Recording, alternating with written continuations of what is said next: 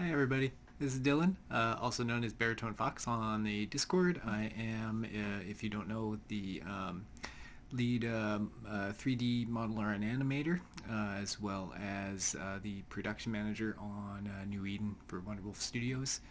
Um, so I just wanted to make this video as a quick update and also to show you some exciting stuff that we've been working on. So first I'd like to say that I know that we have been a little bit quiet lately in terms of updates and also communication. This is not because we're not working. This is because we're working very hard, and the kind of stuff that we're working on doesn't. It's not necessarily flashy. It doesn't lend itself well to little video drops or actual updates with lots of big content going into the game or anything like that. So a quick rundown. We'll probably be giving you more information about what we have been working on and hopefully rolling out some more updates, smaller updates pretty soon. Bulk of the stuff that we have been working on is really kind of base, foundational gameplay stuff. A big one has been crafting, things like adding hair options to the character creator has been a big one. And just working on getting set up to be adding more areas and everything to fill. So, as you guys have probably seen, this is a very ambitious project, and we are a very small team. We're working mostly pro bono. It's volunteer. We're working off passion. We don't have a budget or anything like that. So we had a nice big push when the pandemic started, and a lot of us were just kind of at home with not really anything else to do. So we put a lot of work into the game. Of course, now life has come up again, and it's a little bit harder to find the time to work on the project. So that combined with the ambitious nature of the project, obviously, we are sometimes going to be a little slower with updates, that kind of thing. But this is also the reason that I am showing you what I'm showing you off today. It's actually very exciting because we are aware of the ambitious nature of the project and everything, and we've been trying really hard to find ways to cut down the time it takes to create assets and get assets into the game, trying to find ways to just kind of expedite these processes of adding a lot of content to the game, because obviously we put a lot of work into our enemy designs and especially the animations, this being kind of more of a combat based on reading enemy attacks and that sort of thing. So we want to be able to put that time into it. So what I'm going to show you today is our process for making weapons in the game, which is very exciting. We've come up with a process that allows us to model a weapon in just a few minutes, as opposed to maybe a couple of days or whatever. It also allows us, it's a very modular process, and will potentially give us a lot of options when we do have crafting. I don't know if our crafting system is going to be very fancy, but we have a lot of freedom to expand it in different ways and some exciting ways.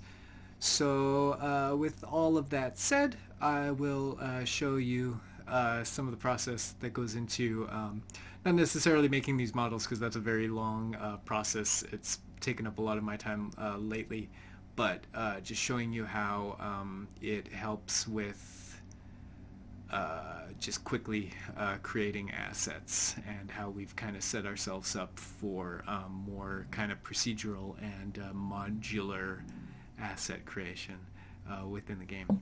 So yes, with that, here we go, and I hope you enjoy this, and I hope you find it interesting. So thank you for supporting New Eden. We're all still working very hard on it. We're very passionate. We think we've got something special here, and we hope you guys all feel the same way. So thank you, and enjoy. Okay, so what we're going to do is we're going to start trying to model this garden spear here, which you guys probably recognize from the game.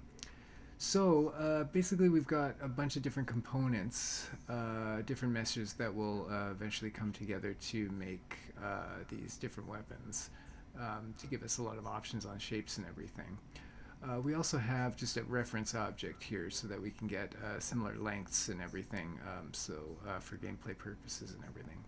So I'm going to dive right into this. I'm going to select this double-bladed mesh here, and I'm going to start by setting the width key here. So, and then I'll probably add a little bit of a curve. So basically, what this is all of our weapons are organized by all of these different sliders for different shapes. It works a lot like character creation in most RPGs, right? So,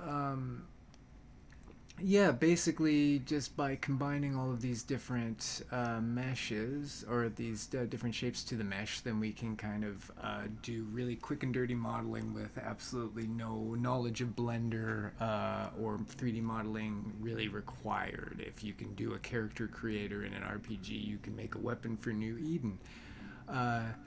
So you can see it took barely any time for me to create the blade shape there. This little midsection here is a little bit more complicated, so it takes a little bit more time.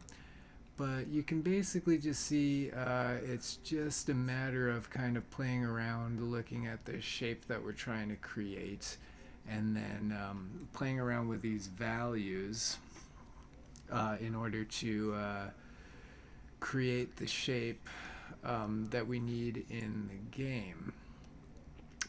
So yeah, right here I am just starting to set up this kind of midsection here. Right here I have a Z-scale, so that that will make it kind of that midsection, that part that's holding the blade onto the pole. It's going to appear above the blade, which obviously based on the icon is what we need. And pretty much I'm just moving these things around until I start to see a shape that looks appropriate. So I have, you can see a lot of these different shapes, so we can get pretty much any shape that we want. So we have basically, well, these three meshes that come to a single model, but that will basically cover us for the foreseeable future in the game, all the different types of weapons that we're going to need. So you could also see right there, I did a quick little render preview, which you'll see again in a moment. So I have this view of the actual 3D model that I am changing values on. And I can also have this pixel filter set up to see what it's actually going to look like when it gets in the game. So the very exciting part of this is that, like you can see already, to model this from scratch, just doing the head of the blade here, you know, this might have taken a day, maybe two, at least a few hours if you are familiar with 3D modeling.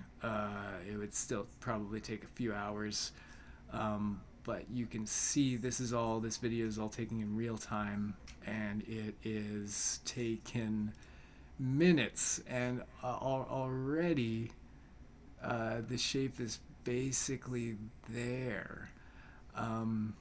Just a few more things, just gotta add a little bit of shape to the very edge of the pole here on the left of the screen. You can see the whole model coming together, looking very much like the icon that you guys have all seen in the game already. So from here it's a matter of just checking my pixel filter and making little adjustments, because obviously sometimes what looks good in the 3D view doesn't always look good in the pixel view. So the final step, which we're going to see here because that shape looks pretty good now. A couple more adjustments there. That's pretty much accurate. So the last step would be, obviously, I have kind of placeholder colors here just to show you where different colors will show up in the game. So you can see that right now, like the blade has these two colors, and the midsections also have their other ones. So in this case, we would be setting the blade colors to green.